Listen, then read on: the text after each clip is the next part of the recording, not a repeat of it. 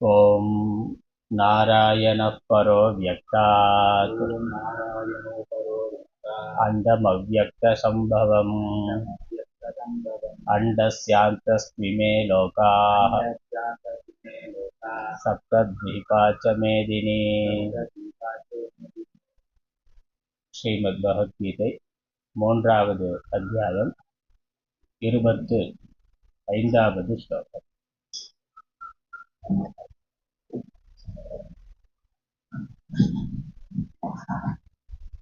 சக்தாः கர்மண்ய வித்வாம்சः ததா குர்வந்தி பாரத குர்யாத் வித்வான் ததா சக்தः சிகீர்ஷுர் லோக சங்கிரகம்.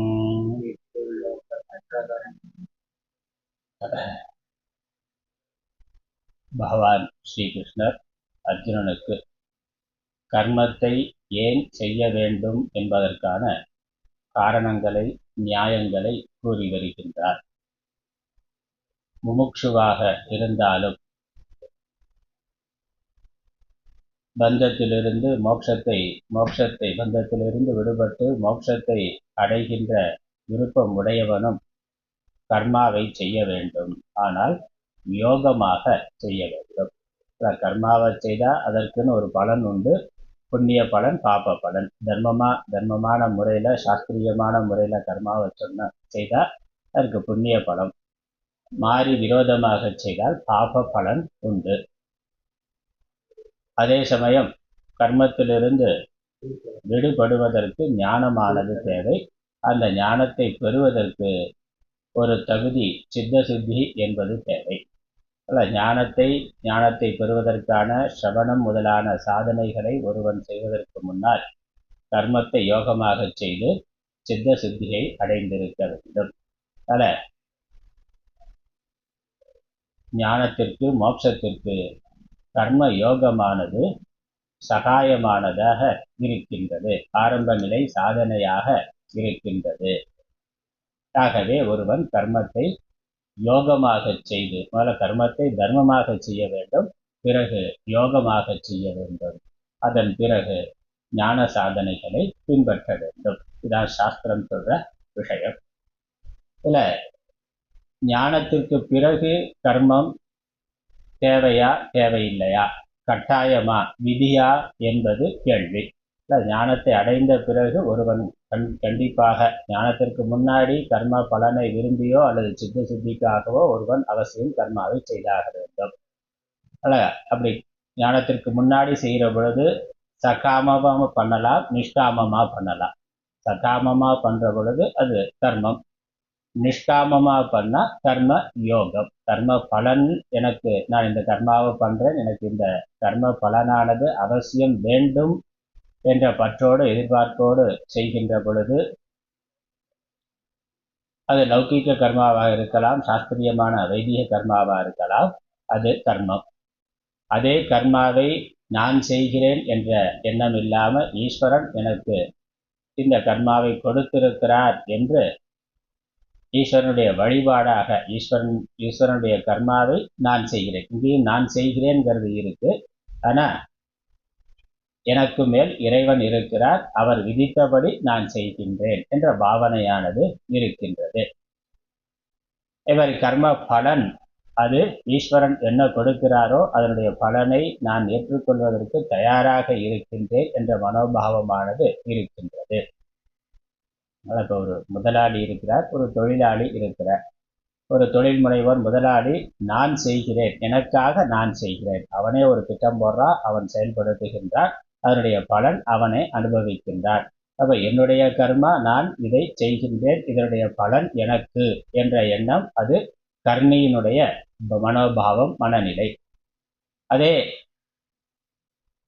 தொழிலை ஒரு தொழிலாளியாக இருந்து ஒருவன் செய்கின்றான். முதலாளி இருக்கிறார், இவர் ஒரு தொழிலாளியா இருக்கிறார், ஒரு கர்மாவை செய்கின்றார்.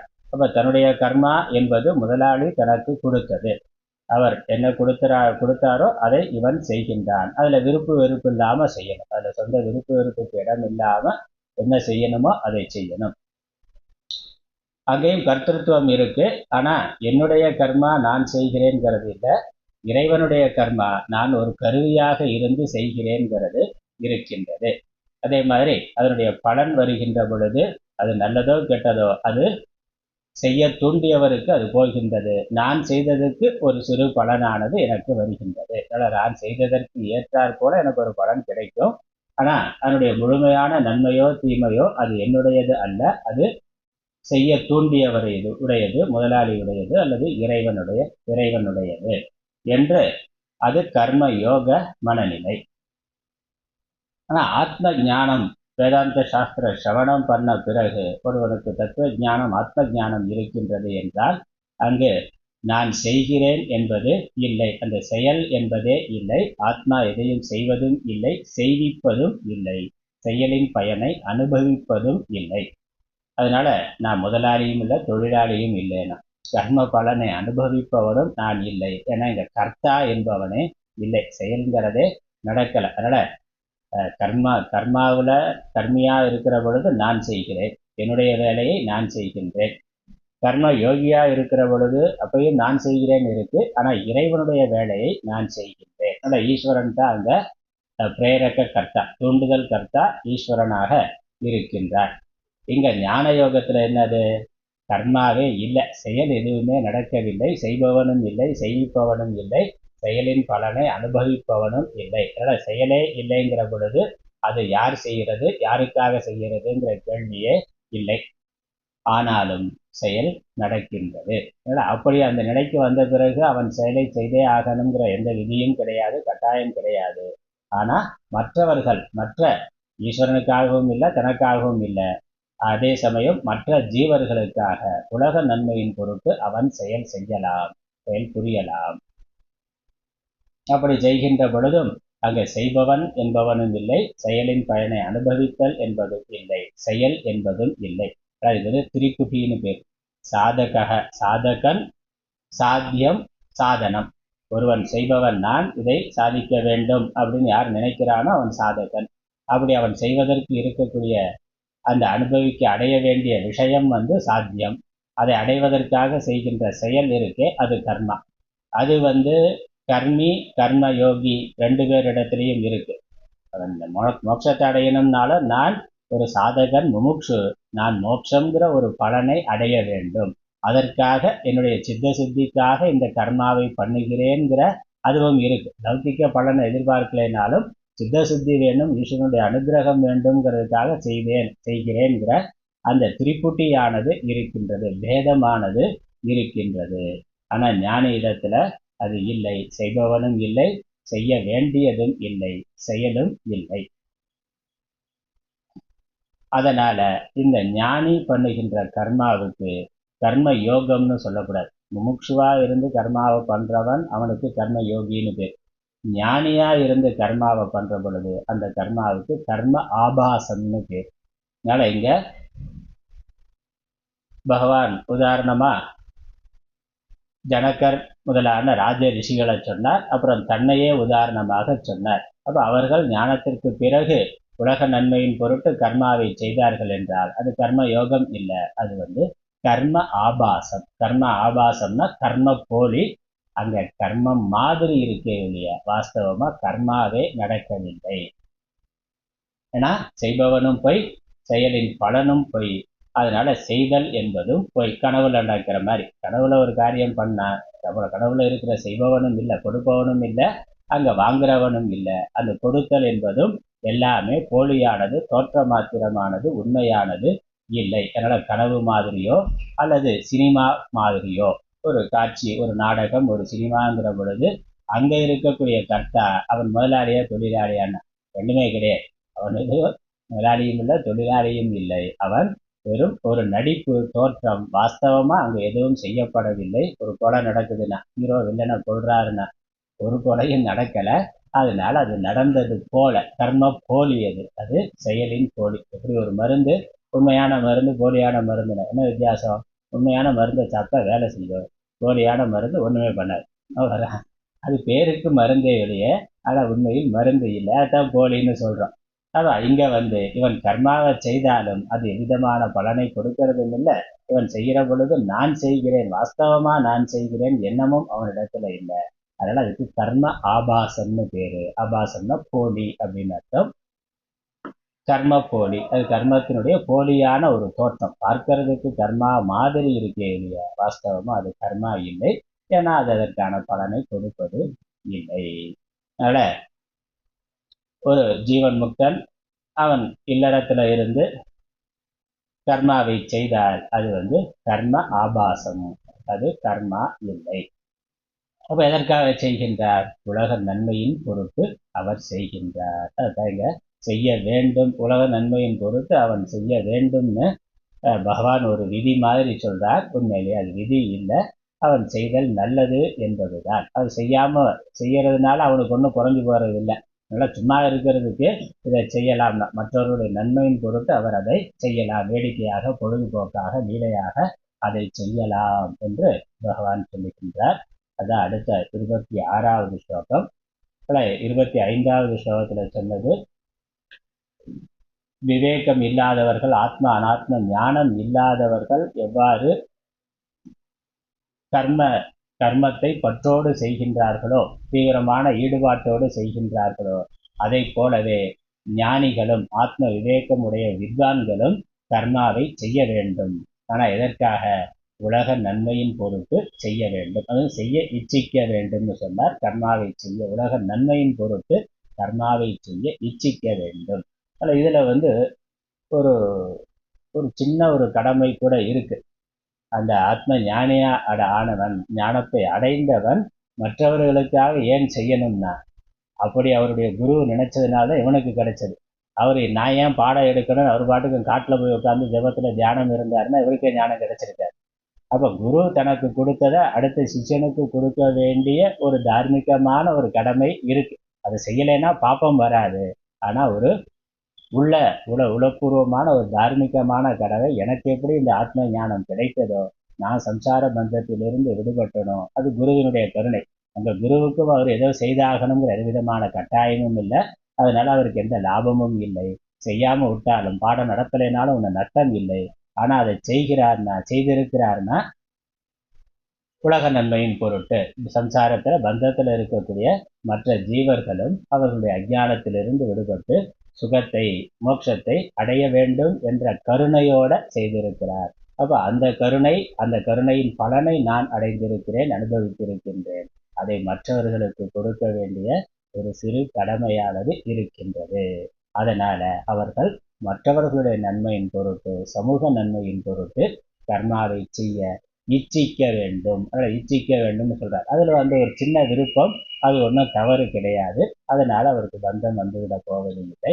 அதுக்கு பகவான் தன்னையே உதாரணமா சொல்றார். நான் செய்து கொண்டிருக்கிறேன், அதை போல மற்றவர்களும் ஞானத்தை அடைந்தவர்களும் கூட செய்ய வேண்டும் என்று சொல்லுகின்றார். அதனால தஸ்மாத் ஆத்மவிதாக இதம் உபதிஷ்யதே, இந்த 26வது ஸ்லோகத்தோட முக உரையில அது பகவான் ஆச்சாரியர் முகவுரையா கொடுக்கின்றார். அந்த முகவரையை படிச்சுட்டு ஸ்லோகத்தை படிக்கலாம். 26வது ஸ்லோகத்துக்கான முகவுரை.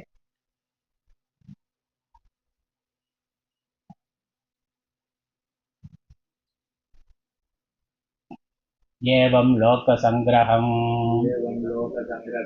சிகீர்ஷோஹோ ந மம ஆத்மவிதः கர்த்தவ்யம் அஸ்தி அன்யஸ்ய வா லோக சங்கிரகம் முக்த்வா ததஹ தஸ்ய ஆத்மவிதः இதம் உபதிஷ்யதே. ஆகவே அந்த ஆத்மவித்துக்கு, ஆத்மாவை அறிந்தவனுக்கு இது உபதேசிக்கப்படுகின்றது. பகவான் ஆத்மாவை அறிந்தவனுக்கு ஒரு உபதேசத்தை சொல்றார். இது தஸ்ய, அவனுக்காக இந்த உபதேசமானது செய்யப்படுகின்றது பகவானால. அதுக்கு முன்னாடி என்னன்னா, ஏவம் லோக சங்கிரகம் சிகீர்ஷோக, உலக நன்மதை செய்ய விரும்புகிறவனுடைய, அது நான், என்னுடைய நானோ தன்னையே சொல்றார். உலகத்துக்கு நன்மை செய்ய வேண்டும் என்பதற்காக நான் இருக்கிறேன். நானோ அல்லது மற்றவர்களோ, ஆத்மாவை அறிந்த மற்றவர்களோ யாராயிருந்தாலும், ஆத்ம ஞானத்தை, ஆத்மாவை அறிந்து கொண்டவர்கள் யாராக இருந்தாலும், ஜீவன் முக்தர்களாக இருக்கக்கூடிய யாராக இருந்தாலும், லோக சங்கிரகம் முக்துவா, முக்துவானாக்க லோக சங்கிரகத்தை விட்டு, கர்த்தவியம் ந அஸ்தி, அவர்களுக்கு கர்மாவை செய்வதற்கான வேற எவ்விதமான காரணமும் இல்லை, சாஸ்திர விதியும் கிடையாது, செய்தாத்தா அவர்களுக்கு முக்திங்கிறது இல்லை, செய்தாத்தா ஞான பலன் என்பது இல்லை, அவர்கள் செய்யணுங்கிற விதமான கட்டாயமும் இல்லை. அப்ப அவர்கள் செய்ய வேண்டும், செய்கிறார்கள் என்றால் இந்த உலக நன்மை, லோக சங்கிரகம் முக்துவான, உலக நன்மையின் பொருட்டு அன்றி, உலக நன்மையின் பொருட்டன்றி அவர்களுக்கு செய்வதற்கான வேற எதுவும் இல்லை. ஆகவே பகவான் இந்த உபதேசத்தை பண்றார். என்ன உபதேசம்? 26வது ஸ்லோகம். ந புத்தி பேதம் ஜனயேத்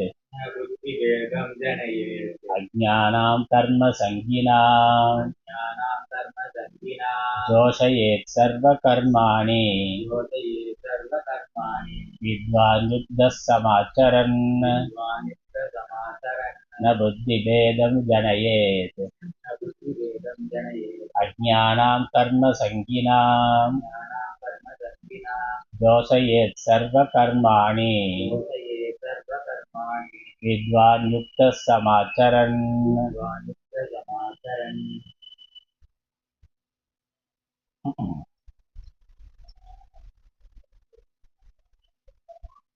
ந புத்தி பேதம் ஜனயேத் அஜ்ஞானாம் கர்ம சங்கினாம் ஜோஷயேத் சர்வ கர்மாணி வித்வான் யுக்தः சமாச்சரன். வித்வான், வித்வானானவன், வித்வான்னா இந்த ஆத்மா அனாத்ம விவேகம் உடையவன், ஆத்ம ஞானி, ஆத்ம ஞானம் உள்ளவன். கர்ம சங்கினாம் அஜ்ஞானாம் புத்தி பேதம் ந ஜனயேத். கர்ம சங்கினா கர்மத்தில், கர்ம பலனில் பற்றுடையவர்களுக்கு, கர்மத்தை செய்ய வேண்டும்ங்கிற விருப்பம் உடையவர்களுக்கு, அந்த கர்ம பலன்ல எதிர்பார்ப்பு பற்று உடையவர்களுக்கு, உள்ளவர்களுள்ள யாரு? அஜ்ஞானாம் ஞானம் இல்லாதவர்கள், ஆத்ம அனாத்ம ஆத்ம விவேகம் இல்லாதவர்கள், அவர்களுக்கு ஆச்சாரியர் விளக்கம் கொடுக்க போறார், பார்க்கலாம். புத்தி பேதம், புத்தி பேதம்னா புத்தியில பேதத்தை, புத்தியினுடைய பேதத்தை, அறிவில் குழப்பத்தை, அறிவினுடைய குழப்பத்தை ந ஜனையே உண்டாக்க கூடாது. அவர்கள் செய்யலாமா வேணாமாங்கிற குழப்பத்தையே ஏற்படுத்தக்கூடாது. ஏன்னா இவர் செய்யாம இருந்தாக்கா, அவர் குரு முன்னாடி இருக்கிறவர், வழிகாட்டியா இருக்கிறவர், தலைவரா இருக்கிறவர், அவர் வேலையை செய்யலைன்னா மற்றவர்கள் எப்படி செய்வார்கள்? அதனால் அவனுக்கு மற்றவர்களுக்கும் நாம செய்யலாமா வேண்டாமாங்கிற குழப்பமானது வேண்டும். ஆனா அவனுக்கு மனதுல ஆசை இருக்கு. மனதுல ஆசை இல்லாதவன் சும்மா இருக்கலாம். ஆனா மனதுல ஆசை இருக்கிறவன் இல்லாதவனை பார்த்து அவன் மட்டும் சும்மா இருக்கிறானேன்னா, அவன் சும்மா இருக்கிறான், நாமளும் சும்மா இருக்கலாம்னு இவன் நினைக்கலாம். அதனால வேலையை விடலாம். அதே சமயம் அவன் மனதில் இருக்கக்கூடிய ஆசையினால அவன் தூண்டப்பட்டு செயல்படாம அவனால இருக்க முடியாது. செய்ய வேண்டிய வேலையை அவன் செய்யாமல் விட்டான்னா வேற ஏதோ தவறான வேலைகளை அல்லது குறுக்கு வழியில் அதை அடைவதற்கு முயற்சி செய்வான். வேலைக்கு போனா வேர்க்குமே நமக்கு ஒத்துக்காது. என்ன பண்ணலாம்? கொள்ளையடிக்கலாம்னு. ஈஸியான, அதான் ஈஸியானது. 8 மணி நேரம் வேலை செய்யறத விட ஈஸியா ஒரு 2 மணி நேரம் கொள்ளையடிக்கலாம். அப்போ பணத்துக்கு ஆசை இருக்கிறவன் உழைச்சி சம்பாதிக்கணும். ஆனா உழைக்கிறது கஷ்டமா இருக்கே, என்னுடைய குரு சும்மா உட்கார்ந்து இருக்கிறாரே, நான் மட்டும் ஏன் பண்ணணும்னா, அப்ப என்னது வேற ஏதாவது குறுக்கு வழியில பண்ணலாம்னு நினைப்பான். அதான் புத்தி குழப்பம். அதனால ஆசை இருக்கிறவனுக்கு செய்யலாமா வேணாமாங்கிற கேள்வியே வரக்கூடாது. செய்தே ஆகணுங்கிறது தான் அவனுக்கு விதி. செய்யணும் அப்படிங்கிறது அது சந்தேகமே வரக்கூடாது. அரை மனசோட செய்யக்கூடாது, செய்யறத முழு மனசோட செய்யணும். இப்போ வழிகாட்டியாக இருப்பவர்கள் செய்ய வேண்டாம் என்று சொன்னால் அல்லது செய்யாமல் இருந்தால் அவர்களுக்குள்ள குழப்பமானது வரும். செய்வது சரியா செய்யாமல் இருப்பது சரியான குழப்பமானது வரும். அதனால அதை கூடாதுன்னு சொல்றார். அதான் புத்தி பேதம். அந்த புத்தி பேதத்தை உண்டாக்கக்கூடாது, புத்தியில் குழப்பத்தை உண்டாக்கக்கூடாது. யுக்தக சமாச்சரன் சர்வ கர்மாணி ஜோஷையே. எல்லா கிரமமாக எல்லா கர்மங்களோடு முறையாக பொருந்தினவனாக, ஆத்ம ஞானம் இருக்கிறவன் இல்லறத்துல இருந்தா, சமூகத்துக்குள்ள இருந்தாக அவனும் மற்றவர்களை போல முறையாக கர்மத்தை செய்பவனாக, யுக்தகன்னா கர்மத்தில் முழுமையான ஈடுபாடு உடையவனாக, முறையாக தர்மமான முறையில் அதை செய்பவனாக, சர்வ கர்மாணி ஜோஷயேத். எல்லா கர்மங்களையும் செய்ய வேண்டும், செய்விக்க வேண்டும், மற்றவர்களை செய்ய தூண்ட வேண்டும். செய்யாதேன்னு சொல்லக்கூடாது, செய் என்று அவர்களை செய்வதற்கு தூண்டுதல் வேண்டும்.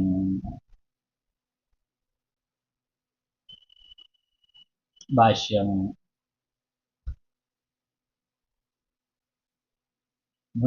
புத்தேகே பேதः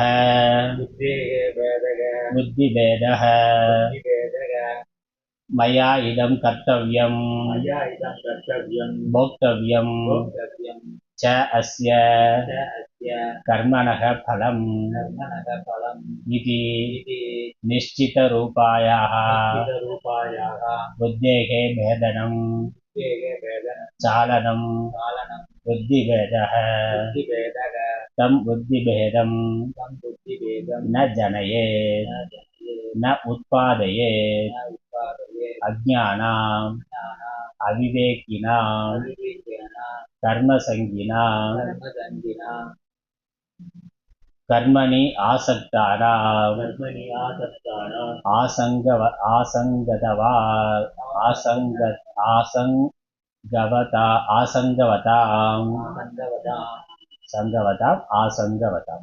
ஆசங்கவதாம் கிந்து குர்யாத் ஜோஷயேத் காரயேத் சர்வ கர்மாணி வித்வான் ஸ்வயம்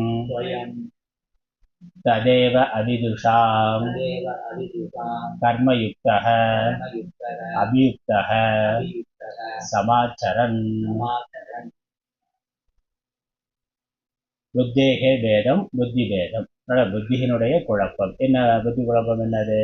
மயா இதம் கர்த்தவ்யம் போக்தவ்யம் ச அஸ்ய கர்மணக பலம். என்னால் இந்த கர்மாவானது செய்யப்பட வேண்டும், இந்த கர்ம பலனானது அனுபவிக்கப்பட வேண்டும் அப்படின்னு விருப்பம் இருக்கிறவன், அந்த எண்ணம் இருக்கிறவன், நான் கர்த்தா, எனக்கு நான் செய்ய வேண்டியது இது இருக்கு, எனக்கு இந்த தேவை இருக்கு, இதற்கான பலன் இந்த பொருளை அடைந்து நான் அதிலிருந்து சுகத்தை அடைய வேண்டும், அனுபவிக்க வேண்டும், அந்த கர்ம பலன்ல ருச்சி இருக்கிறவன். அதற்காக நான் கர்மாவை செய்தாக வேண்டும். நான் கோடி கோடியா பணம் சம்பாதிக்கணும், நல்ல சுகபோகமா வாழணும், அதற்கு வேலை செய்யணும் அப்படின்னு நினைச்சாக்கா, அல்லது இது கர்மியோட மனநிலை. கர்ம யோகியும் என்ன நினைக்கிறான்? நான் மோட்சத்தை அடைய வேண்டும், நான் மோட்சத்தை அடைய வேண்டும், அதற்கு ஈஸ்வரனுடைய அனுகிரகம் வேண்டும், அதனால அதற்கு எனக்கு சித்த சித்தி வேண்டும், ஆகவே நான் கர்மாவை செய்தாக வேண்டும். அதனால இவனுக்கும் கர்மாவை செய்தாக வேண்டும்னு இருக்கு. அங்க ஒரு கர்ம பலன், இந்த மோட்சம்ங்கிறது இருக்கு. அது மோட்சமா இருந்தாலும் அது அடையப்பட வேண்டியதா அவனால் நினைக்கப்படுகின்றது. நான் அதை அடைய வேண்டியவன். ஏன்னா இப்பொழுது நான் சம்சாரியா இருக்கிறேன், நான் அந்த சம்சாரத்திலிருந்து விடுபட வேண்டும், அதற்கு இந்த கர்மாவை செய்ய வேண்டும், கர்மயோகம் உபாசனை இப்படி எதையாவது செய்ய வேண்டும் என்று யார் நினைத்து இருக்கின்றானோ, நல்லா கர்மியா இருக்கலாம், கர்ம யோகியா இருக்கலாம், ரெண்டு பேருக்குமே இந்த கர்த்திருவமானது இருக்கின்றது, போக்திருத்துவமானது இருக்கின்றது. அவ்வாறு இருக்கின்ற நிச்சித ரூபாயாக புத்தே, அப்படி புத்தியில அவனுக்கு நிச்சயமா தெளிவா இருக்கு, நான் இல்லாதவன், இது இல்லாதவன், இதை அடைய வேண்டியவன், இதற்காக நான் இதை செய்ய வேண்டும்னு அந்த திரிபுட்டி அவனுக்குள்ள தெளிவா இருக்கு. அப்படி இருக்கிறவன்ட்ட அந்த புத்தியில பேதனம்னா சாலனம், அதுல சலனத்தை, சஞ்சலத்தை, எது என்ன இருக்கோ அதான் புத்திகி பேதம். அந்த நிச்சய புத்தியில ஒரு குழப்பம் வர்றது. செய்யாம விட்டா என்ன, செய்யலைன்னா என்ன, வேலைக்கு போகலைன்னா என்ன, இதை பண்ணலைன்னா என்ன ஆயிடப்போகுது அப்படின்னு ஒரு வேதாந்த சிந்தனை அப்படிலாம் நினைக்க தோணும். எல்லாமே மித்தியா, எல்லாமே மாயா, அதனால என்ன சம்பாதிச்சு என்ன அப்படிங்கிற எண்ணம். நிறைய சம்பாதிச்சுட்டு அப்புறம் என்ன வந்தா பரவாயில்ல, ஒரு இன்னும் சம்பாதிக்கவே ஆரம்பிக்கலை, அந்த சமயத்திலேயே இந்த எண்ணம் வந்தா அது எதிர்மறையான எண்ணம். அதே சமயம் அவனுக்கு பக்குவம் இல்லைங்கிறதுனால சன்னியாசியாகவும் போயிட மாட்டான். அப்படி சன்னியாசியா போனாலும் அங்க போய் சன்னியாசிக்கான தர்மத்தை கடைபிடிக்க மாட்டான், வேற எதையாவது செய்து கொண்டு இருப்பான். ஆனா அவன் ரெண்டும் கெட்டான ஆயிடுவான். இதையும் செய்யாம ஞானத்துக்கும் வராம கர்மியாகவும் இல்லாம இதையும் விட்டு அதையும் விட்டு அந்த இடத்துல இருப்பான். அதனால குழப்பத்தை ஏற்படுத்தக்கூடாது. கர்மயோகியா இருக்கிறவன், நான் இதை செய்யணும், எனக்கு செஞ்சு எனக்கு இந்த பலன் வேணும், இதை செய்யறதுனால எனக்கு என்னெல்லாம் நன்மை இருக்கு அப்படின்னு யோசிக்கணும். அது பாசிட்டிவான யோசனை, அது தேவை. அப்படி இல்லாம இதை செய்யலைன்னா என்ன குறைஞ்சு போச்சு, இன்னைக்கு செய்யலைன்னா என்ன, நாளைக்கு செஞ்சா என்ன, அல்லது நான் செய்யலைன்னா என்ன, வேற யாராவது செய்ய போறாங்க அப்படிங்கிற எண்ணம் அல்ல, எதிர்மறையான எண்ணம். அதுதான் புத்தி குழப்பம். அப்ப இந்த வேதாந்தம்லாம் சொன்னாக்க அறகுறையா அவன் புரிந்து கொண்டாக்க அந்த கருத்து, அந்த எதிர்மறையான சிந்தனைகள் எல்லாம் வரும். அதனால அதுல சலனத்தை ஏற்படுத்தக்கூடாது. அல்லது யார் அவன் முன்மாதிரியா எடுத்துக்கொள்கிறானோ அவன் செயல்படாம இருந்தான அதை பார்த்து நானும் செய்யாம இருக்கிறேனே அப்படின்னு அவன் நினைக்கலாம். தம் புத்தி பேதம், அப்படி அவனுக்கு புத்தி பேதத்தை ந ஜனையே, அப்படிப்பட்ட புத்தி பேதத்தை செய்யக்கூடாது, புத்தியில சலனத்தை ஏற்படுத்தக்கூடாது, செய்யலாமா வேண்டாமா என்ற கேள்வியே வர வைக்கக்கூடாது. இப்போ செய்தே ஆக வேண்டுங்கிற எண்ணம் தான் அவனிடத்துல இருக்கணும். அப்பதான் தீவிரமா செயல்படுவாங்க. தீவிர முமுட்சுவா இருந்தாலும் மந்த முமுட்சுவா இருந்தா அது அடையிறதுக்கு தாமதமாகும். அப்ப தீவிர முமுட்சுவாகணும். தீவிர முமுட்சுவாகணும்னாக்கா அவன் தீவிரமான விருப்பம் உடையவனாக இருக்க வேண்டும். அப்படி இருக்கிறவன்ட்ட ந உட்பாதையே. யாரு? அஜ்ஞானம், அவிவேகினாம், விவேகம் இல்லாதவர்கள், நான் ஒன்றை அடைய வேண்டுங்கிற எண்ணம் இருக்கக்கூடியவர்கள், ஆத்மா அனாத்ம விவேகம் இல்லாதவர்கள். கர்ம சங்கினாம், கர்ம சங்கினா என்னது? கர்மணி ஆசக்தானாம், அந்த கர்மவிடத்தில் தீவிரமான பற்று கொண்டவர்கள். அதை இன்னொரு வார்த்தை ஆசங்கவதாம்னா, ஆசங்கம் இருக்கக்கூடியவர்கள். ஆசங்கம் ஆசக்தி எல்லாம் ஒரு அர்த்தம் தான். பற்று கொண்டவர்கள், கர்மாவிலும் கர்ம பலனிலும் பற்று கொண்டவர்கள், நான் கர்த்தா என்பதில் தீவிரமான எண்ணம் உடையவர்கள், தீவிரமான அபிமானம் உடையவர்கள். கிந்து குர்யாத், என்ன குர்யாத்? ஜோஷையே காரையே, செய்ய வேண்டும், தூண்ட வேண்டும். காரியத்துல செய்விக்க வேண்டும் அப்படின்னு அர்த்தம். தூண்ட வேண்டும். இதுல சர்வ கர்மாணி, வித்வான் யாரு? வித்வானானவன். சர்வ கர்மாணிங்கிறது ஆச்சரிய விளக்கம் கொடுக்குற தெரியும். எல்லா விதமான, அது வைதிக கர்மாவா இருக்கலாம், லௌகிக்க கர்மாவா இருக்கலாம். ரெண்டையுமே தர்மமா செய்யணுங்கிறத வலியுறுத்தணும். அதர்மத்தை எந்த இடத்துலையும் எதிலையும் செய்யக்கூடாது. சாஸ்திர விரோதம் அல்லது சட்ட விரோதமான செயலை செய்யறது கூடவே கூடாது. அதே சமயம் சட்டத்திற்கு உட்பட்டு, சாஸ்திரத்திற்கு தர்மத்திற்கு உட்பட்டு செய்ய வேண்டிய அனைத்து செயல்களையும் செல்லும் வாயெல்லாம் செய்யலாம். சொல்லும் வகையா நரவினை போவாது, செல்லும் வாயெல்லாம் செய்யலாம். எந்தெந்த முறையிலெல்லாம் செய்ய முடியுமோ அந்தந்த முறையிலெல்லாம் செய்வாயாக. ஏன்னா அதுதான் கொன்றுங்கால் கொன்றா துணை. மரணத்திற்கு பிறகு நமக்கு துணையா வரக்கூடியது தர்மம் தான். அதனால நாளைக்கு பார்க்கலாம்னு நினைக்காம இன்றைக்கே எந்தெந்த வகையிலெல்லாம் முடியுமோ அந்தந்த வகையிலெல்லாம் செய்யணும். அறவழியத்தில் சொல்றாரு.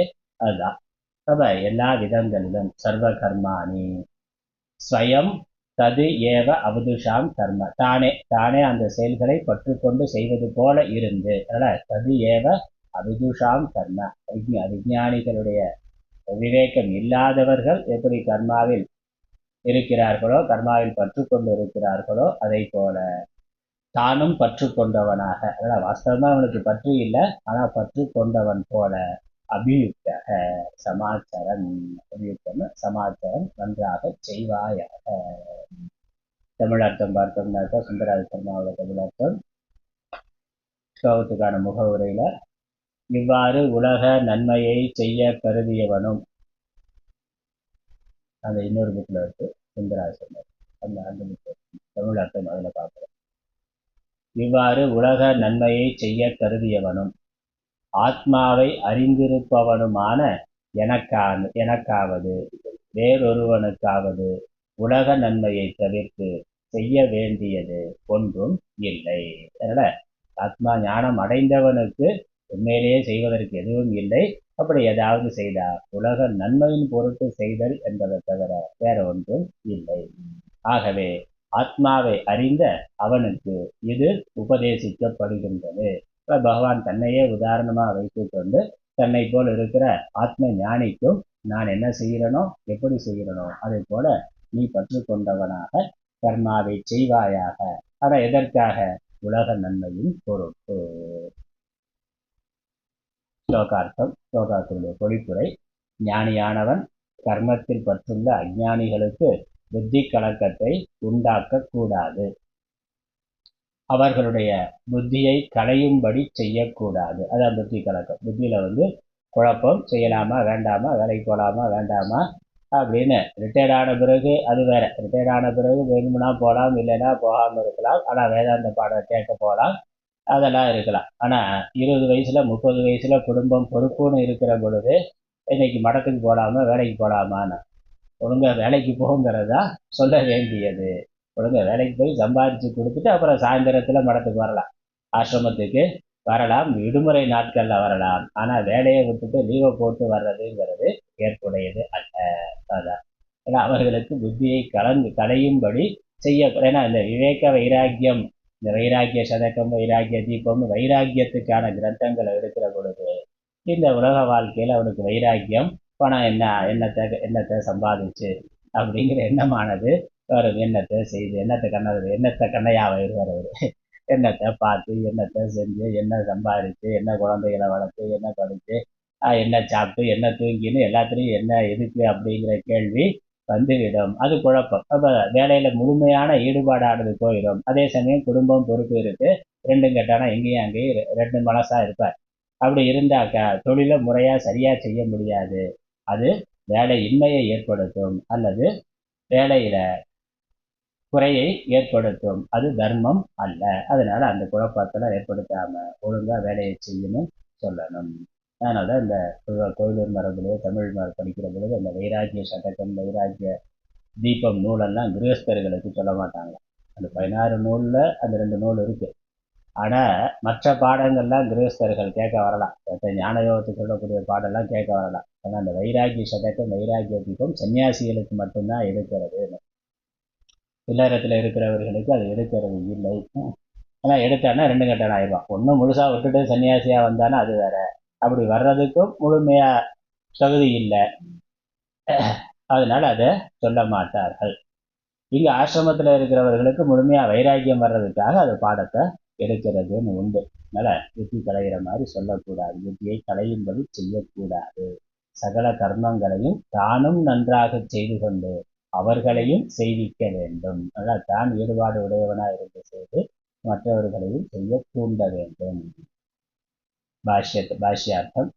ஞானியானவன் கர்மத்தில் பற்றுடைய அவிவேகிகளுக்குள் நான் இதனை செய்ய வேண்டும், இக்கர்மத்தின் பயனை அனுபவிக்க வேண்டும் என்னும் நிச்சய புத்திக்கு கலக்கத்தை உண்டாக்க கூடாது.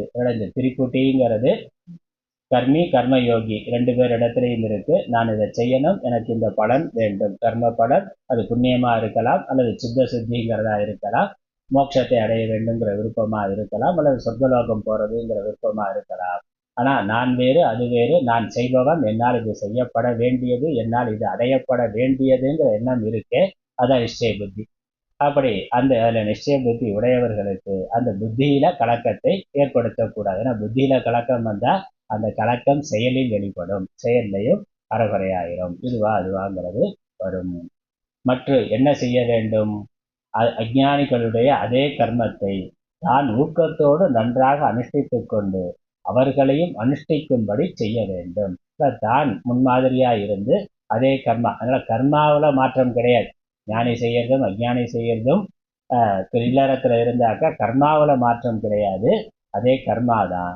ஆனா செய்கின்ற மனநிலை அஞ்ஞானிக்கு திரிபுடியோட இருக்கு, ஞானிக்கு அது இல்லை. ஆனா அது வெளியே தெரியாது. அதனால அஞ்ஞானி அவர் செய்யற செயலைத்தான் பார்ப்பாரே ஒழிய அவருடைய மனசு என்ன அப்படிங்கிறத பார்க்க மாட்டான். அது செய்ய இப்போ குழந்தை வீட்டுல அம்மா அப்பா என்ன செய்யறாங்களோ அது பார்த்து செய்யும். அது என்ன நோக்கத்துல செய்யறாங்கன்னு குழந்தைக்கு புரிந்து கொள்ள முடியாது. ஆனா அவர்கள் செய்யறத அப்படியே பார்த்து செய்யும். அப்ப அவருக்கு குழந்தை நல்ல விதமா நடக்கணும், நல்ல சம்ஸ்காரங்களோட நல்ல பழக்க வழக்கங்களோட வரணும்னா பெற்றோர்கள் அதை தான் வாழ்ந்து தான் செய்து காட்டணும்.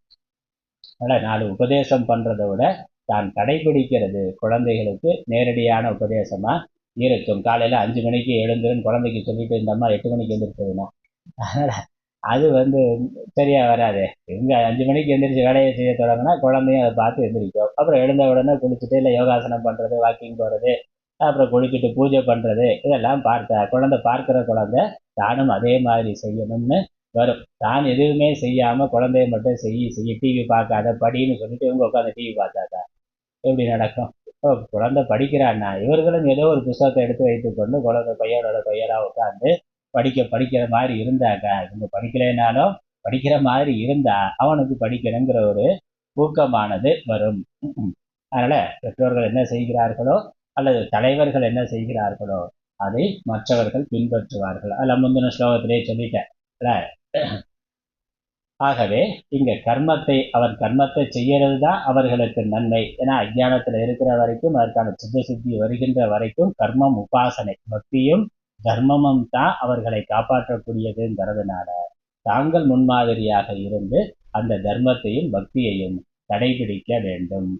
அவர்கள் எப்படி அதே பற்றோடு அதே ஊக்கத்தோடு கடைபிடிக்க வேண்டும். அதுதான் இன்றைக்கு இல்லறத்துல இருக்கிறவர்கள் மட்டுமில்ல, சன்னியாசிகளும் கூட சமூகத்துல இருக்கிறதுனால, வெளியுகத்துல காடுல மலையில குகையில தனியா போயிட்டா பரவாயில்ல. ஆனா சமூகத்துல இருக்கிறதுனால பெரிய பெரிய ஆசிரமங்கள் வைத்து பல சமூக காரியங்களை, பள்ளிக்கூடம் நடத்துறது, இப்படி பல சமூக காரியங்களை சன்னியாசிகள் செய்து கொண்டிருக்கிறார்கள். அதுல பல இல்லறத்துல இருக்கக்கூடியவர்களையும் ஈடுபடுத்துகிறார்கள். இதை செய்து ஈடுபடுத்துகிறார்கள். இப்போ அந்த சன்னியாசிக்கு அதனால என்ன லாபம்னா, மடத்துக்கு பல ஆயிரம் டொனேஷன் வரலாம். ஆனா அது அவர்கள் என்ன அனுபவிக்க வராங்க? ஒன்றும் கிடையாது. அவர்கள் அனுபவிக்க போறது ஒன்றும் கிடையாது. வேலை சாப்பாடை தவிர வேற ஒன்றும் இல்லை.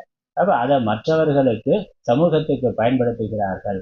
அதற்கு தொண்டு செய்வதற்கு ஒன்று அந்த பலன் சமூகத்துக்கு போகுது. பணம் இருக்கிறவன், வசதி இருக்கிறவன் பணத்தை மட்டும் கொடுத்துட்டு அவன் தொழிலை பார்க்குறான். ஆனா மற்ற சாமானிய மக்கள் ஆர்வமுடைய இல்லறத்துல இருக்கக்கூடியவர்களுக்கு அந்த தொழிலில் ஒரு பள்ளி நடத்துறதோ இல்லை வேற சமூக காரியங்கள் எது பண்ணாலும், இல்லை ஒரு கோயில் திருப்பணி பண்றதுன்னா பல 100 கிரகஸ்தர்கள் சேர்ந்து பண்ணுகிறார்கள். அதுல இவர்களும் ஊக்கத்தோடு சேர்ந்து அவர் தானம் செய்து அவர்களையும் செய்ய தூண்டுகிறார்கள். யாருக்காக? அப்ப அந்த சேவை செய்பவர்களுடைய நன்மைக்காக. ஒரு விதத்துல கர்மியா இருக்கக்கூடிய அஞ்ஞானிகளா சாமானியர்களா இருப்பவர்களுக்கு நேரடியான பலன் அதுல கிடைக்குது. அந்த பக்தர்களுக்கு தொண்டர்களுக்கு அந்த சேவையின் மூலமா சித்த சுத்திங்கிற பலனானது கிடைக்கின்றது. அதுக்கப்புறம் வேதாந்த பாடம் கேட்டாக்கா அந்த குருவினுடைய உபதேசமானது அவர்களுக்கு நன்றாக விளங்கும். இதுல என்ன ஆச்சுன்னா காலப்போக்கில் ஞானத்தை விட்டுட்டு கர்மா மட்டும் நின்று போச்சு. பல ஆசிரமங்கள்ல ஒரு சித்த சுத்திக்காக இந்த கர்மா தேவை. ஆனா கடைசி வரைக்கும் கர்மாவையே பண்ணிக்கிட்டு இருக்கிறதுன்னு வைத்துக்கொண்டு ஞானத்தையே விட்டாங்க. பகவத்கீதையோ உபனிஷத்தோ சாஸ்திரம் படிக்கிறது சன்னியாசியும் விட்டுட்டாங்க. அதை எடுத்து பாடம் சொல்றதையும் விட்டுட்டாங்க. காலையில இருந்து சாயந்தரம் வரைக்கும் கர்மயோகம் பண்ணலாம். ஆனா சாயந்தரமாவது ஒரு சத்சங்கம், ஒரு உபதேசம்ங்கிறது ஒரு மடத்துல இருக்கணும். ஒரு நாளைக்கு 1 மணி நேரமாவது வேதாந்த பாடம் அல்லது பகவத்கீதை உபனிஷத்து அல்லது ராமாயண மகாபாரத தத்துவ சாஸ்திரங்களை படிக்கிறதுங்கிறது இருக்கணும். சன்னியாசிக்கு படிக்கிறதுங்கிறது இருக்கணும், பாடம் சொல்றதுங்கிறது இருக்கணும். அதே மாதிரி அவர்களுக்கு கூட இருந்து சேவை செய்யக்கூடிய இல்லறத்தார்களுக்கும் அந்த பாடம்ங்கிறது இருக்கணும். அது இல்லாம வெறுமனே கர்மியாகவே ஆகிவிட்டால் அது சம்சாரத்துலதான் திரும்ப கொண்டு போய் விடும். அதனால இதை சரியா புரிந்து கொள்ளணும். அவருடைய ஞானத்தையும் விடாம, ஞான சாதனைகளையும் விடாம, அதே சமயம் அதீத ஈடுபாட்டோட மற்றவர்களை கர்மாவை செய்ய வைக்க வேண்டும். அதான் பகவான் சொல்றார், நன்றாக அனுஷ்டித்து கொண்டு அவர்களையும் அனுஷ்டிக்கும்படி செய்ய வேண்டும். அதை தான் ஊக்கத்தோட செய்யணும். அதை பார்த்து மற்றவர்களும் ஊக்கம் பெற்று செய்வார்கள். அதுக்கு பிறகு அடுத்த 2 ஸ்லோகம் ரொம்ப முக்கியமான ரொம்ப அழகான ஸ்லோகங்கள் 27, 28. ஞானிக்கும் அஜ்ஞானிக்கும் இப்ப கர்மா ஒன்னொன்னு ஆயிடுச்சு. ஞானி என்ன பண்றானோ அதையே அஜ்ஞானி என்ன பண்றானோ அதையே ஞானியும் செய்ய வேண்டும், அவனை செய்ய ஊக்கப்படுத்த வேண்டும்னு பகவான் சொல்லிட்டார். கர்மாவில் மாற்றம் கிடையாது. ஞானத்துக்கு முன்னாடி என்ன தர்மத்தை செய்தானோ, என்ன சுதர்மத்தை கடைபிடித்தாரோ அதே தர்மத்தை ஞானத்திற்கு பிறகும் செய்ய வேண்டும்னு பகவான் சொல்லிட்டார். கர்மாவில் எந்த வேறுபாடும் இல்லை என்றால் இப்போ ஞானிக்கு அஜ்ஞானிக்கு என்னதான் வித்தியாசம்? ஏதாவது ஒரு வித்தியாசம் இருக்கணும்ல. படித்தவனும் படிக்காதவனும் ஒரே வேலையை செஞ்சா 2 பேருக்கு என்ன வித்தியாசம் இருக்கு? ஒரு வேறுபாடு தெரியணும்ல. என்ன பலன், அவனுடைய ஞானத்தினால அவனுக்கு என்ன பலன்கிறதும் என்ன வேறுபாடு இருக்கு என்பதும் அதை பகவான் அழகா சொல்றார். 27, 28 ரொம்ப முக்கியமான ஸ்லோகங்கள். ஞானி செய்யறது கர்ம ஆபாசம், அஜ்ஞானி செய்கின்ற செயல் கர்ம யோகம். அதனால கர்ம யோகத்துக்கும் கர்ம ஆபாசத்துக்கும் இருக்கக்கூடிய வித்தியாசம் கர்மாவில இல்லை, அவர்களுடைய மனநிலையில இருக்கின்றது. அது என்னங்கிறத காட்டுகின்றார். அடுத்த ஸ்லோகத்துக்கான அவதாரிக்கை 27வது ஸ்லோகத்துக்கான அவதாரிக்கை பார்த்தா அவித்வான் அஜ்ஞஹ கதம் கர்மசு சஜ்ஜதே இதி ஆக. முதல்ல அஜ்ஞானியை பற்றி சொல்றார். ஆத்மாவை அறியாத அஜ்ஞானியானவன் கர்மத்தில் எப்படி பற்றுக்கொள்கிறான் என்பது கூறுகின்றார். அடுத்த ஸ்லோகத்துல ஞானியானவன் எப்படி இருக்கிறான்னு சொல்ல போறார். அதனால அஜ்ஞானி அறியாமையினால தான் செயலை செய்கின்றான். அந்த செயல்ல எந்த மனோபாவத்தோடு செய்கின்றான், அதுல எப்படி பற்றானது அவனுக்கு வருகின்றது என்பதை சொல்லுகின்றார். அதுதான் புண்ணிய பாவத்தை கொடுக்கிறது. உண்மையிலே புண்ணிய பாவத்தை உண்டு பண்றது கர்மா கிடையாது, கர்மாவை செய்கின்ற மனநிலை. எந்த ஆட்டிடியூட், எந்த பாவனையோட நம்ம செய்யறோமோ அதுதான் புண்ணிய பாபத்தை உண்டு பண்ணது, கர்மா அல்ல. அதனால அஜ்ஞானி அவனுடைய தவறான மனோபாவத்தினால, விவேகம் இல்லாத மனோபாவத்தினால கர்மாவில் பற்றுக்கொள்ளுகின்றான். அதனால சம்சாரியாக இருக்கின்றான். எப்படிங்கிறத சொல்லுகின்றார். 27வது ஸ்லோகம். பிரகிருத்தே கிரியமானானி குணைः கர்மாணி சர்வசः அகங்கார விமூடாத்மா கர்த்தாகமிதி மன்யதே. பிரகிருத்தே கிரியமானானி குணைः கர்மாணி சர்வசः அகங்கார விமூடாத்மா கர்த்தாகமிதி மன்யதே.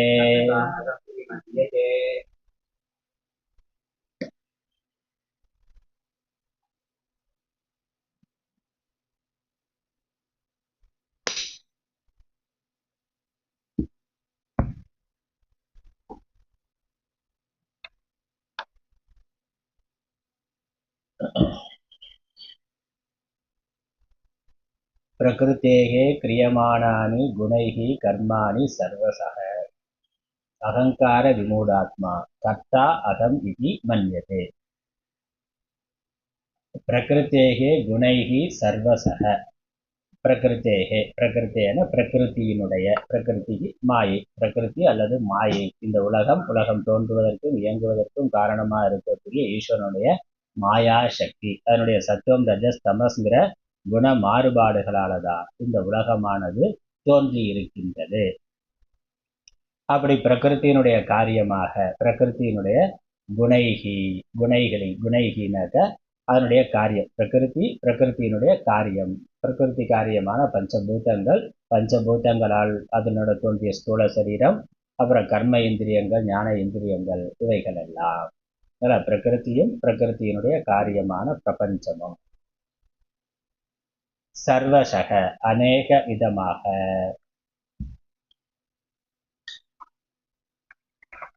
பிரியமானானி கர்மாணி. அதனால பிரகிருத்தியினுடைய குணங்களால் பலவிதமாக செய்யப்படுகின்ற செயல்கள். செயல் இருக்கு, செயல் நடக்குதுன்னா இதற்கு காரணம் பிரகிருத்தியினுடைய குணங்கள். பிரகிருத்தியினுடைய குணங்கள் தான் செயல்களை செய்கின்றன, செயல்களை செய்ய தூண்டுகின்றன, செயல்களை செய்கின்றன, செயலின் பலனை அனுபவிக்கின்றன. அது முக்கியமான ஒரு கர்ம ரகசியம். அது அகங்கார விமூடாத்மா அகம் கர்த்தா இதி மன்யதே. அகங்காரத்தினால் மூடப்பட்டவன், அந்த விவேகம் இல்லாதவன் நான் செய்கின்றேன் என்று நினைக்கின்றான். வாஸ்தவமா நான்கிறது ஆத்மா, ஆத்மா செய்வது இல்லை. ஆனா ஆத்மாவை அறியாத அவிவேகி, விவேகம் இல்லாதவன் இந்த குணங்கள் சரீரத்தின் மேல, குணங்களின் காரியமான சரீரத்தின் மேல அபிமானம் கொண்டு அதை நான் நினைத்து, சரீரத்தை நான் நினைத்து சரீரத்தினுடைய குணங்களை, செயல்பாடுகளை தன்னுடையதாக கருதுகிறான். அதனால நான் செய்கிறேன்னு அவன் நினைக்கிறான். அதனால அகங்கார விமூடாத்மா, அகங்காரத்தினால் மூடப்பட்டவன் அகம் கர்த்தா, நான் கர்த்தா என்று நினைக்கின்றான். உண்மையிலே இவன் கர்த்தா இல்லை, மாயா பிரகிருதி, பிரகிருத்தினுடைய குணங்கள் தான் கர்த்தாவாக இருக்கின்றன. இவன் ஆத்மா, அதற்கு வேறானவன், சாட்சியானவன். ஆத்மா ஒரு பொழுதும் செயலை செய்வதும் இல்லை, செய்விப்பதும் இல்லை, செயலின் பலனை அனுபவிப்பதும் இல்லை. அந்த ஆத்மாவினுடைய, பிரம்மத்தினுடைய, மாயையினுடைய மாயா சக்தி தான் செயல்களை செய்கின்றது, செயலினுடைய விளைவை அனுபவிக்கின்றது. அதெல்லாம் மாயை மித்தியாங்கிறதுனால இந்த செயல் நடக்கிறதுங்கிறதே மித்தியா. அதனால செயல்ங்கிறதே வாஸ்தவமா இல்லை, அது தோற்றமாக கல்பிதமாக இருக்கின்றது, தற்காலிகமான ஒரு வெளிப்பாடாக இருக்கின்றது, கனவு மாதிரி. கனவு கனவுல இவன் பேசாம அசைவில்லாம இருக்கிறான், எந்த விகாரமும் இல்லாம இருக்கிறான். மனது ஒரு கற்பனையான ஒரு உலகத்தை தோற்றுவித்து அதுல ஒரு நான்கிற ஒரு சரீரத்துல நான்கிற அபிமானத்தை கொண்டு ஒரு செயலை செய்கின்றது. அதுல இன்ப துன்பம் வருது, பலவிதமான விவகாரம் நடக்குது. கனவு உலகம் கற்பனையான மனதினுடைய கற்பனையான கனவு உலகம் இன்ப துன்பத்தை இவனுக்கு தருவதாக இருக்கின்றது. ஆனா வாஸ்தவமா என்னது, இவன் ஒன்றையும் செய்யவில்லை, அந்த செயலின் செய்யவும் இல்லை, ஆகவே செயலின் பலனும் உண்மை இல்லை. அங்க ஏதோ புலி துரத்திட்டு வருது அப்படின்னா அதனால இவனுக்கு என்ன, கனவு கண்டவனுக்கு என்ன, ஒண்ணும் இல்லை. அது கனவுல தோன்றுன மாயா தோற்றம், அதுல ஏற்பட்ட நான்கிற ஒன்றுதான் பயந்து போய் எழுந்திருக்கிறது. எழுந்த பிறகு ஒண்ணுமே இல்லைன்னா அந்த உலகமே மறைந்து விடுகின்றது. அதனால அது துன்பமா இருக்கலாம், இன்பமா இருக்கலாம். கனவுல நல்லா மூக்கு பிடிக்க விருந்து சாப்பிட்றதா நினைக்கிறார், அவரை வெளிச்ச உடனே என்னன்னா திருப்தி வந்ததான்னு, அது வரல, அது வராது. இப்ப ரெண்டுமே பொய் தான். கனவுல வரக்கூடிய இன்பமும் பொய், துன்பமும் பொய், ரெண்டுமே மனத்தின் கற்பனை.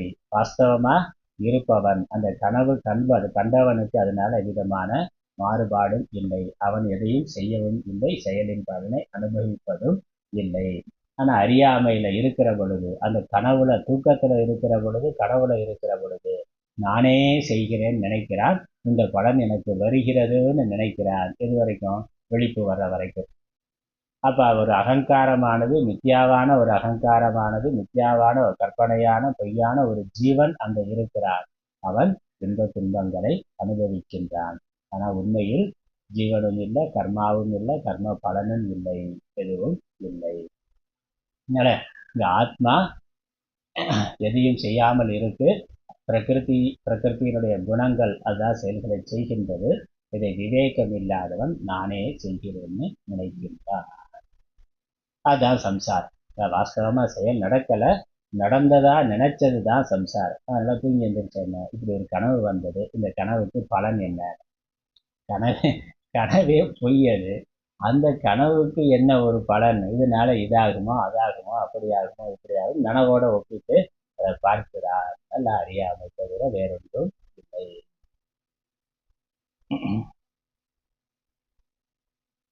ஸ்லோகம் பாஷ்யம் படிக்கலாம். பிரகிருதேஹ பிரகிருதிஹ பிரதானம் சத்வரஜஸ்தமசாம் குணானாம் சாம்ய அவஸ்தா தஸ்யாஹ பிரகிருதேஹ குணைஹ விகாரைஹ காரியகரண ரூபைஹ கிரியமானானி கர்மாணி லௌகிகானி சாஸ்திரியாணி ச சர்வசஹ சர்வப்ரகாரைஹ அகங்கார விமூடாத்மா காரியகரண சங்காதே ஆத்ம பிரத்யயः அகங்காரः தேன விவிதம் நானாவிதம் மூடः ஆத்மா அந்தఃகரணம் யஸ்ய சஹ அயம் காரியகரண தர்மः காரியகரண அபிமானி அவித்யயா கர்மாணி ஆத்மனி மன்யமானः தத்தத் கர்மணாம் அகம் கர்த்தா இதி மன்யதே. பிரகிருத்தே, பிரகிருதிங்கிறதுக்கு முதல்ல லட்சணம் சொல்றார். பிரகிருத்தினா என்னன்னா, பிரகிருதி பிரகிருத்தேகன பிரகிருத்தியினுடைய குணைகி, பிரகிருத்தியினுடைய குணங்களால் என்று. முதல்ல பிரகிருதிங்கிறதுக்கு என்ன அர்த்தம் சொல்றார். பிரகிருத்தினா பிரதானம், பிரகிருதிக்கு இன்னொரு வார்த்தை பிரதானம். பிரதானம்னா முக்கியம் அர்த்தம், முக்கிய சக்தி, ஈஸ்வரனிடத்துல இருக்கக்கூடிய சக்தி. இந்த சக்திக்கு பிரதானமா முக்கியமா ஆதாரமா இருக்கக்கூடிய சக்தி. அது எப்படிப்பட்டது, சத்வ ரஜஸ் தமசாம் குணானாம் சாமிய அவஸ்தா. சத்துவம் ரஜஸ் தமஸ்ங்கிற 3 குணங்களும் சமநிலையில இருக்கிற பொழுது அது பிரகிருதி. சிருஷ்டி தோன்றுவதற்கு முன்னாடி பிரளய காலத்துல என்ன இருக்கு? இந்த மாயையில மாயை 3 குணங்களை உடையது. சத்துவம் ரஜஸ் தமஸ்ங்கிற 3 குணம். அந்த 3 குணமும் சமநிலையில இருக்கிற பொழுது சிருஷ்டிங்கிற தோற்றமானது இல்லை. எப்ப அதனுடைய சமநிலை மாறுபடுகின்றதோ, அது ஈஸ்வர சங்கல்பத்தினால மாறுபடும். எப்ப அதனுடைய சமநிலை மாறுபடுகின்றதோ அப்பதான் சிருஷ்டிங்கிறது வருது. நல்ல பிரகிருதிங்கிற பொழுது இந்த 3 குணங்களும் சமமா இருக்கின்ற நிலை. அதுக்கப்புறம் தஸ்யாக பிரகிருத்தேகே, அந்த பிரகிருத்தியினுடைய 3 குணங்களும் சமமாக உடைய தன்னிடத்தில் சமமாக கொண்டிருக்கக்கூடிய அந்த பிரகிருத்தியினுடைய குணைகி, குணைகினா இந்த இடத்துல விகாரைகி, விகாரைகினா மாறுபாடு. அந்த 3 குணங்கள்ல எப்போ மாறுபாடு வருதோ அப்ப சிருஷ்டி, பஞ்சபூதங்கள் வருகின்றன, பஞ்ச பஞ்ச இந்திரியங்கள் வருகின்றன. அந்த பஞ்சபூதம் என்னது? சத்தம், இந்த சுகம், சுவை, ஒளி, ஊறு, ஓசை, நாற்றம், பஞ்ச தன்மாத்திரைகளை கொண்ட பஞ்சபூதங்கள் தோன்றுகின்றன. அனுபவிக்கக்கூடிய விஷயமா 5 இருக்கு, அதை கொண்டதா பஞ்சபூதங்கள் இருக்கு. அப்புறம் அந்த விஷயங்களை அனுபவிக்கிறதுக்கான கருவிகள் தோன்றுகின்றன. சரீரத்துல கர்ம இந்திரியங்கள், ஞான இந்திரியங்கள் தோன்றுகின்றன. அதனால அந்த விகாரைகிங்கிறதுக்கு காரிய கரண ரூபைகி, காரிய கரண ரூபமாக, காரியம்ங்கிறது பஞ்சபூதங்கள், உலகம், சிருஷ்டி. கரணம்ங்கிறது அந்த உலக விஷயங்கள், போகங்கள் அனுபவிக்கிறதுக்காக இருக்கக்கூடிய ஞான இந்திரியங்கள். ஆகாசம் முதலான தத்துவபோதத்துல பார்த்தோமே, ஆகாசம் முதலான 5 பூதங்களுக்கும் 5 சுவாபாவிக குணம்ங்கிறது இருக்கு. சுவை, ஒளி, ஊறு, ஓசை, நாட்டம், சப்தம், ஸ்பர்ஷம், ரூபம், ரசம், கந்தம் என்று பஞ்சபூதங்களுக்கும் 5 குணங்கள் இருக்கு. இப்போ அந்த 5 குணங்களை கிரகிக்கிறதுக்காக அந்த 5 பூதங்கள்ல இருந்து 5 இந்திரியங்கள் தோன்றுகின்றன. அந்த 5 பூதங்களுக்கு காரியங்கள்னு பேரு. இந்த சரீரத்துக்கும் அதான். பிரபஞ்சம் 5 பூதத்தினாலானது, சரீரம் ஸ்தூல சரீரம் 5 பூதத்தினாலானது, இது காரியம். ஒரு கரணம்ங்கிறது அந்த 5 விஷயங்கள் அனுபவிக்கிறதுக்காக தோன்றிய ஞான இந்திரியங்கள். காரிய கரண ரூபைகி. இந்த உலகம்ங்கிறது இவ்வளவுதான், இதை தவிர வேற ஒன்றும் இல்லை. 5 விஷயம் இருக்கு, 5 விஷயங்களை அனுபவிக்கிறதுக்கு 5 இந்திரியம் இருக்கு. இதை தவிர உலகத்துல வேற எதுவும் இல்லை. எந்த லோகத்துக்கு போனாலும் எதுவும் இல்லை. தேவலோகத்துல போனா கூடுதல் சுகம்னா அங்க 6, 7 எல்லாம் கிடையாது. அதே பஞ்சபூதம் தான் அங்கேயும், அதே 5 இந்திரியங்கள் தான். அதாவது சுவை, ஒளி, ஊறு, ஓசை, நாற்றம் என்ற 5 வகை தெரிவான் கட்டே உலகுன்னு சொல்லிட்டார். இந்த 5 தான் உலகம்ங்கிற எவன் தெரிந்து கொண்டுகிறானோ அவனுடைய புத்தியில தான் உலகம் இருக்கு. அதுக்கு மேல உலகம்ங்கிறது வேற ஒன்றும் இல்லைன்னா. ஆனா உலகம்ங்கிறது இந்த 5 தவிர வேற ஒன்றும் கிடையாது. எவ்வளவுதான் கோடி கோடியா பணம் வந்தாலும் இந்த 5க்கு மேல 6ஆவதா ஒண்ணு நம்ம அனுபவிக்க முடியாது. விதவிதமா சாப்பிட்றதுனாலும் 5க்குள்ளதான் அது இருக்கு. விதவிதமா கேட்கறதுனால 5.1, 7.1, 10.1, 80 போக என்னெல்லாம் போட்டாலும் அதே காதுதான், வேற ஒன்றும் கிடையாது. அதனால ஸ்பர்ச சுகமா இருக்கலாம், எதுவா இருந்தாலும் இந்த 5 தான் விஷயம். அது 5 அனுபவிக்கிறதுக்கு 5 கரணங்கள். இதை தவிர வேற எதுவும் எந்த லோகத்திலையும் எந்த காலத்திலையும் கிடையாது. அதுதான் பிரகிருத்தியினுடைய விகாரம். காரிய கரண ரூபைகி. கிரியமானானி கர்மாணி, செய்யப்படக்கூடிய கர்மம். அப்ப இந்த பிரகிருத்தியினுடைய குணங்கள் அதுதான் உலகமாகவும் ஸ்தூல பிரபஞ்சமாகவும், அது அனுபவிக்கிற சூக்ஷ்ம பிரபஞ்சம் சூக்ஷ்ம சரீரமாகவும் கரணங்களாகவும் ஆகி இருக்கின்றது. லௌகிகைகி சாஸ்திரியானிச்ச சர்வசக சர்வ பிரியா பிரியமானானி கர்மாணின, செய்யப்படக்கூடிய செயல்கள் அனைத்தும், செய்யப்படக்கூடிய செயல்கள் அனைத்தும்னா அனைத்துங்கிறதுக்காக ஆச்சரியர் சொல்றாரு. லௌகிகானி உலகியல் கர்மங்கள், சாஸ்திரியானி சாஸ்திரத்துல வேதத்துல விதிக்கப்பட்ட கர்மங்கள், பஞ்சமகா யஜ்ஞம் முதலான கர்மங்கள், எல்லா கர்மங்களுமே அதெல்லாம் யாரு செய்யறது? பிரகிருதி. பிரகிருத்தியினுடைய குணங்கள் தான் இவைகளை நடத்தி கொண்டிருக்கின்றது.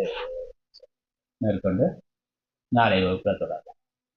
ஓம் பிரபன்ன பாரிஜாத்தாய தோற்றபானயே ஞானமுத்தாய கிருஷ்ணாய கீதா முக்தி நமः. ஓம் ஈஸ்வரோ குருராத்மேதி மூர்த்தியோகவிவாகினே யமவத்யாத்மதேகாய லட்சுமணே நமः. ஓம் பூர்ணமத பூர்ணமிதம் பூர்ணாத் பூர்ணமுதச்யதே பூர்ணஸ்ய பூர்ணமாதாய பூர்ணமேவாவசிஷ்யதே. ஓம் சாந்தி சாந்தி சாந்தி. ஹரி ஓம்.